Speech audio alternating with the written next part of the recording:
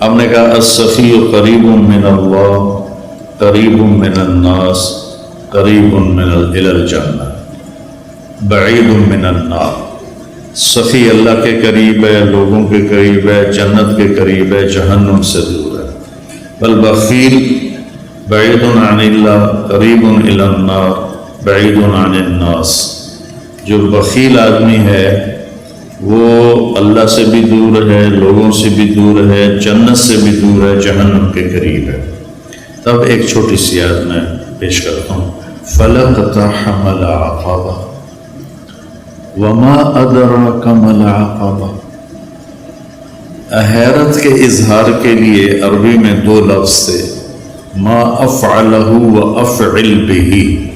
قرآن نے ایک تیسرے لفظ کا استعمال کیا جس نے عربوں کو حیرت میں ڈال دیا، جو قرآن القارعۃ ما القارعہ وما ادراک ما القارعہ وما ادراک ما الحاقہ وما ادراک ما سقر وما ادراک ما یوم الدین۔ یہ استعمال پہلے عرب میں نہیں تھا، اس کو قرآن نے استعمال کیا کہ بالکل جب کوئی حیرت میں ڈوب جائے وہاں یہ لفظ بولا جاتا ہے۔ تو اللہ تعالیٰ نے فرمایا کہ پھر تم نے گھاٹی کو پار کیوں نہ کیا؟ اقتحام کہتے ہیں، پہلے سڑکیں تو تھیں، کہیں کھائیاں آ جاتی تھی، کہیں نشیب کہیں فراز، تو جہاں کہیں ایسا ہوتا تھا کہ نیچے نہیں اتر سکتے، گہرائی ہے، اور سوائے گھوڑے کے کوئی اور شکل نہیں پار چھلانگ لگانے کی، اس کو کہتے تھے اقتحام، کہ گھوڑے کو اٹھانا اور ایڑ لگانا اور چھلانگ لگوا کے پار۔ یہ ایک جان کا قرع ہوتا تھا کہ ذرا گھوڑے کا پاؤں پھسلا تو اندر پتہ نہیں زندگی پھر بچتی ہے یا نہیں بچتی، اور اس طرح گھوڑے کو اٹھانا وہ اس کو بہت زیادہ پریکٹس کروائی جاتی۔ یہ یوسف اور اس کا چھوٹا بھائی یہ دونوں گھوڑ سواری سیکھ رہے تھے، تو چھوٹا تو جلدی ماہر ہو گیا، یہ بھی کچھ دوڑانے لگا، تو ایک دفعہ یہ گھوڑے پہ آ رہا تھا، میں گھر سے نکلا، میں نے پوچھا ہاں جی بن گئے ہو مولانا صاحب گھوڑ سوار کا؟ جی۔ میں کیا کھالا ٹاپ کے بکھاؤ، وہ کھیت سامنے کھیت تک کھلا، اس میں فصل نہیں تھی، میں نے کہا وہ ایکڑ کے آخر میں جاؤ، وہاں سے گھوڑے کو دوڑاؤ، اور یہ جو کھالا ہے نا کوئی 2.5 فٹ کا 3 فٹ کا، اس سے گھوڑے کو پار ادھر لے آؤ تو میں سمجھوں گا تم گھوڑ سوار بن گئے ہو۔ میں نے کہا ٹھیک ہے، تو یہ اپنے گھوڑے کو لے گیا اور وہاں سے اس کو اٹھایا، اس کو اچھی دوڑائی، اور جب اس کے قریب آیا تو اس کو اٹھانا تھا۔ فَلَقْتَحَمَ الْعَقَبَةَ، میں اس کا مطلب بتا رہا ہوں کہ چھوٹا سا کھالا تھا، تو جب اس نے گھوڑے کو اٹھایا تو گھوڑے نے کھالا دیکھا یہ اتنا ماہر نہیں، تو اس نے یوں منہ مارا تو یوسف صاحب کھیت میں گرے، گھوڑا کھیت سے باہر کھڑا ہو گیا۔ شکر ہے وہ کھیت میں گرا ہے، اس کی ہڈی کوئی نہیں ٹوٹی۔ تو اقتحام کہتے ہیں مشکل کھائی کو پار کرنا۔ پھر اللہ نے کہا تمہیں پتہ ہے وہ کیا ہے؟ دیکھیں، نماز، روزہ، حج، زکوٰۃ، اور سب سے مشکل جہاد، پھر ہر وقت کی محنت تبلیغ، پھر تہجد، پھر عمرے، پھر ذکر، پھر تلاوت، پھر نوافل، کتنے بے شمار کام ہیں۔ کسی کو اللہ نے نہیں کہا کھائی کیوں نہ پار کی، صرف ایک کام کو اللہ نے کہا جس کو میں ابھی بتاتا ہوں، تو نے پھر کھائی کیوں نہ پار کی۔ اس میں کیا مطلب ہے کہ کوئی کر سکے گا، ہر ایک نہیں کر سکے گا۔ 10,000 کا لشکر تھا قریش کا، جب وہ آئے مدینہ حملہ کرنے تو آگے خندق کھودی ہوئی تھی، تو صرف ایک آدمی نے چھلانگ لگا کے اس کھائی کو پار کیا، عمر بن عبد ود، باقی کسی کی ہمت نہیں ہوئی، حالانکہ اتنے سارے شاہ سوار تھے، صرف ایک نے گھوڑے کو اٹھایا اور جا کر دوسری طرف جا کر اس نے چھلانگ لگائی۔ تو اللہ تعالیٰ نے فرمایا تمہیں کچھ خبر ہے کہ یہ کھائی پار کرنا میں کیا مطلب لے رہا ہوں؟ کہ نہیں یا اللہ، کا فق کو رکھا ہوا، سبحان، جن کی گردنیں پھنسی ہوئی ہیں مصیبت میں، تکلیف میں، بیماری میں، قرضے میں، مسائل میں۔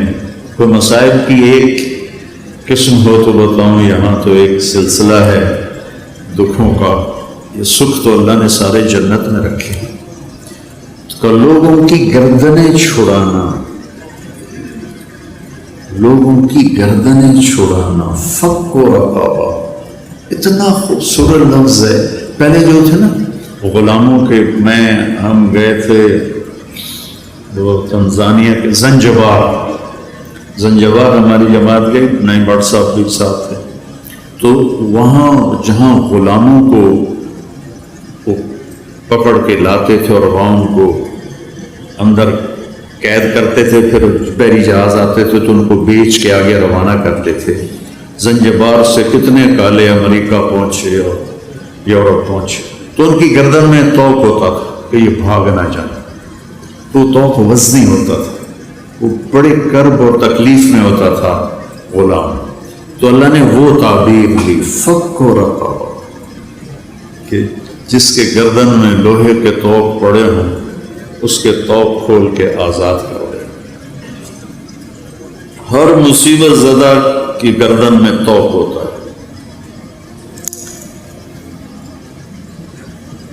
او اطعام فی یوم ذی مسغبہ،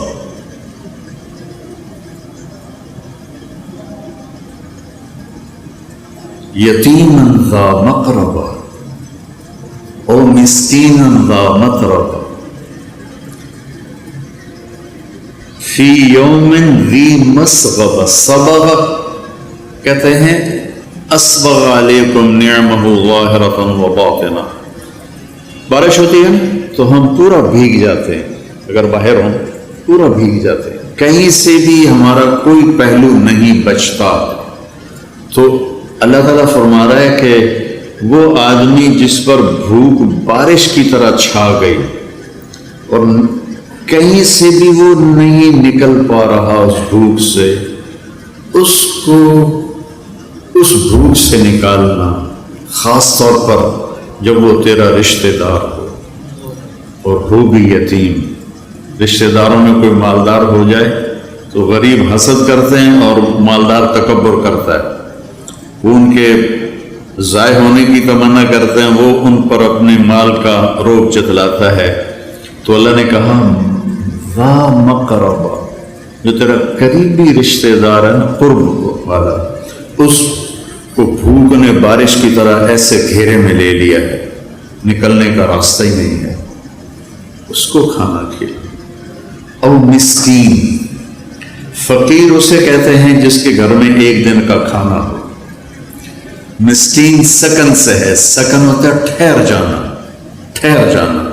مسکین جس کے زندگی ٹھہر گئی ہو بھوک کی وجہ سے، فاقے کی وجہ سے، اس کے پاس ایک لقمہ روٹی۔ فقیر اسے کہتے ہیں جس کے پاس 24 گھنٹے کا تو کھانا ہو، آگے کوئی نہ ہو۔ اور مسکین اسے کہتے ہیں جس کی زندگی ٹھہر گئی ہو، سکن، سکون ہم عام طور پر کہتے ہیں، سکون آ گیا۔ اس مسکین کو کھانا کھلانا، یہ ہے گھاٹی کو پار کرنا۔ اب اس ویلفیئر کے کام میں غیر مسلم بھی شریک ہیں، مسلم بھی شریک ہیں، تو پھر اللہ نے آگے اس پچھلے کام کی قبولیت کی شرط لگائی، ثم، صرف اتنے سے پاس نہیں کروں گا، ثم، پھر اس کے بعد تم کان من الذین آمنوا، تم ایمان والے بھی ہو، ایمان والے بھی ہو، ایک شرط۔ دوسری وتواصوا بالصبر وتواصوا بالمرحمہ، اور لوگوں کو صبر اور رحم کی دعوت بھی دینے والے ہو۔ پتہ چلا تبلیغ کا کام تو اللہ ہمارے ذمہ لگا رہا ہے، کہ لوگوں کو خیر کی بات کرو، لوگوں کو صبر کی بات کرو، لوگوں کو معاف کرنے کی بات کرو۔ اولئک اصحاب المیمنہ، یہ وہ لوگ ہیں جو قیامت کے دن کامیاب ہوں۔ تو میرے عزیزو، یہ زندگی بھر کا سودا ہے، جتنا ہم اللہ کو دیں گے۔ حضرت ابوبکر صدیق کے زمانے میں قحط آ گیا تو لوگ بڑے پریشان ہوئے۔ حضرت ابوبکر صدیق خلیفہ تھے کہ جی کیا کریں کیا کریں، کھانے کو کچھ نہیں۔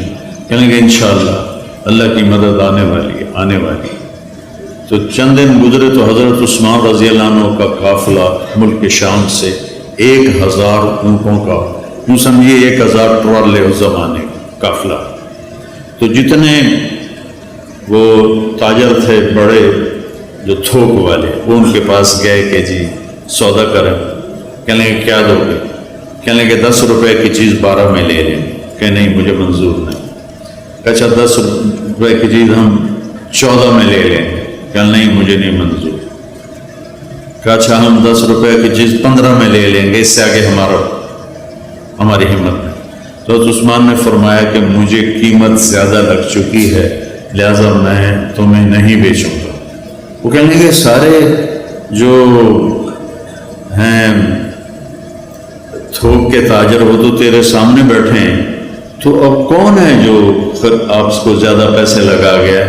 تو کہا تم سے پہلے میرا اللہ مجھ سے بات کر رہا ہے کہ من جاء بالحسنۃ فلہ عشر امثالھا، کہ تو عثمان تیرے 1 روپے کی چیز میں 10 روپے میں خریدوں گا، تو لہٰذا میں اللہ کو بیچ رہا ہوں۔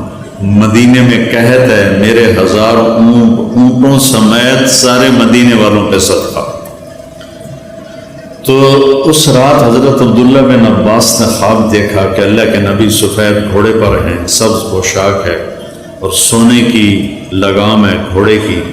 تو عبداللہ بن عباس نے گھوڑے کی لگام پکڑ کے پوچھا یا رسول اللہ آپ سے ملنے کو جی چاہ رہا ہے۔ کہنے کہ عبداللہ آج تو میں فارغ نہیں، آج اللہ تعالیٰ نے عثمان کی سخاوت کو قبول کیا ہے اور جنت کی ایک حور سے اس کا نکاح کیا ہے اور اس کا ولیمہ پورے جنت والوں کے لیے رکھا ہے، تو میں آج اس ولیمے میں جا رہا ہوں۔ تو بھائیو، اللہ سخی سے پیار کرتا ہے، وہ نا عبادات میں ڈھیلا بھی ہونا تو اللہ اس سے پیار کرتا ہے، اور بخیل سے اللہ کی کوئی دوستی نہیں، چاہے ایک ٹانگ تک لو کہ ساری رات اللہ ہو کرے، سخی سے اللہ کو پیار۔